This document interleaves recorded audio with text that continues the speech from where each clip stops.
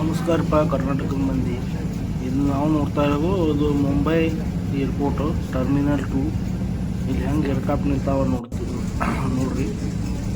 ಇದು ಏರ್ಕ್ರಾಫ್ಟನ್ನ ಹೆಂಗೆ ಪಾರ್ಕ್ ಮಾಡಿದಾರೆ. ಇಲ್ಲಿ ಏರ್ಕ್ರಾಫ್ಟ್ ನಿಲ್ಸೋದು ಎದ್ರ ಸಂಬಂಧ ಅಂದ್ರೆ ಇಲ್ಲಿ ಇದ್ರ ಮೇಂಟೆನೆನ್ಸ ರಿಫ್ಯೂಲಿಂಗ ಮತ್ತು ಇದ್ರ ಕ್ಲೀನಿಂಗ ಎಲ್ಲ ಮಾಡಿ ಸ್ವಚ್ಛಗೆ ಮಾಡಿ ರೆಡಿ ಮಾಡಿ ಮತ್ತು ಹೋಗೋ ಪ್ಯಾಸೆಂಜರ್ಗೆ ರೆಡಿ ಮಾಡಿ ಕೊಡ್ತಾರೆ. ಇದು ಮುಂಬೈ ಏರ್ಪೋರ್ಟ. ಇಲ್ಲಿ ಸರ 6 ಕೋಟಿ ಜನಸಂಖ್ಯೆಯನ್ನು ವರ್ಷವಿಡೀ ಇದು ಟ್ರಾವೆಲ್ ಮಾಡೋಕೆ ಇದು ಮಾಡ್ತೈತಿ, ಅನುಕೂಲ ಮಾಡಿಕೊಡ್ತೈತಿ.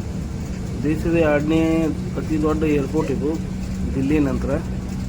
ಇಲ್ಲಿ ಇಂಡಿಗೋ, ಸ್ಟಾರ್ ಏರ್ ಇಂಡಿಯಾ ಎಲ್ಲ ಥರದ ಏರ್ಕ್ರಾಫ್ಟ್ಗಳು ಬರ್ತಾವೆ. ಇಲ್ಲಿ ಫಾರಿನ್ದು ಏರ್ಕ್ರಾಫ್ಟ್ಸ್ ಅಂತ ಬರ್ತವೆ. ಈಗ ನಾವು ಹೋಗ್ತಾ ಇರೋದು ಮುಂಬೈ ಟು ದಿಲ್ಲಿ 2.5 ತಾಸಿನ ಫ್ಲೈಟ್ ಅದ ಏರ್ ಇಂಡಿಯಾದೊಳಗೆ. ಅದಕ್ಕಾಗಿ ನಮ್ಮನ್ನೆಲ್ಲರೂ ಬಸ್ನಾಗ ಕರ್ಕೊಂಡು ಹೊಂಟ್ತಾರೆ. ಏರ್ ಇಂಡಿಯಾ ಫ್ಲೈಟ್ ಇದ್ದ ಸಮೀಪ ಇದು ಟಾರ್ಮ್ಯಾಕ್ ಅಂತಾರೆ, ಅಲ್ಲಿ ಕರ್ಕೊಂಡು ಹೋಗ್ತಾರೆ. AC ಬಸ್ನಾಗ ಕರ್ಕೊಂಡು ಹೋಗ್ತಾರೆ. ಅಲ್ಲಿ ಒಬ್ಬೊಬ್ರನ್ನ ಬಿಡ್ತಾರೆ ಒಳಗೆ ಹೋಗಕ್ಕೆ. ಎಲ್ಲರೂ ಹೋಗಿ ಬಿಡೋಂಗಿಲ್ಲ, ಎಲ್ಲರೂ ಚೆಕ್ ಮಾಡಿ ಒಳಗೆ ಒಬ್ಬೊಬ್ರನ್ನ ಬಿಡ್ತಾರೆ. ನಾ ಆನ್ಲೈನ್ದಾಗ ಕ್ಲಿಯರ್ ಟ್ರಿಪ್ ಆ್ಯಪ್ದಾಗ ಬುಕ್ ಮಾಡೀನಿ. ಅಲ್ಲಿಂದ ಮುಂಬೈ ಏರ್ಪೋರ್ಟ್ ಬನ್ನಿ. ಮುಂಬೈ ಏರ್ಪೋರ್ಟ್ದಿಂದ ಅಲ್ಲಿ ಒಳಗೆ ಆಧಾರ್ ಕಾರ್ಡ್ ತೋರಿಸಿ ಒಳಗೆ ಎಂಟರ್ ಆಗಿ ಅಲ್ಲಿಂದ ಸ್ಟಾರ್ ಏರ್ ಎಕ್ಸ್ಪ್ರೆಸ್ದಾಗ ಹೋಗಿ ನಾನು ಟಿಕೆಟ್ ತೊಗೊಂಡು ಅವ್ರ ಬ್ಯಾಗ್ ಅಲ್ಲಿ ಜಮಾ ಮಾಡೀನಿ. ಜಮಾ ಮಾಡಿದಾಗ ಬ್ಯಾಗ್ ಅದು ಆಟೋಮೆಟಿಕ್ಲಿ ಬರ್ತದೆ. ನಾವು ಗಾಡಿಯಾಗ ಹೊಂಟದ ಇವಾಗ ಕರ್ಕೊಂಡು ಹೋಗಿ ಏರ್ಕ್ರಾಫ್ಟ್ ಅಂತೇಳಿ ನಮ್ಮನ್ನು ಇಳಿಸ್ತಾರೆ. ಪೂರಾ ಏರ್ಪೋರ್ಟ್ ಮಸ್ತ್ ಐತಿ, ಸೂಪರ್ ಐತಿ. ನೀವು ಹೋಗಿ ಬರ್ರಿ.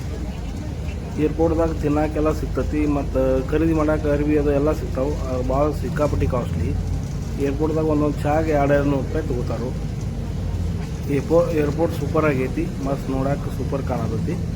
ಈಗ ನಾವು ಏರ್ಕ್ರಾಫ್ಟ್ ಅಂತೇಳಿ ಇವಾಗ ಬಂದ ತಕ್ಷಣ ಇಳಿಸ್ತಾರೆ ನೋಡ್ರಿ. ಇವಾಗ ಎಲ್ಲರೂ ಇಳಿಸಿ ಒಬ್ಬೊಬ್ಬರ ಟಿಕೆಟ್ ತೋರಿಸಿ ಒಳಗೆ ಹೋಗ್ಬೇಕು. ಇಲ್ಲಿ ಒಳಗೆ ಹೋಗಾಕ ಬಿಡಾಕರು.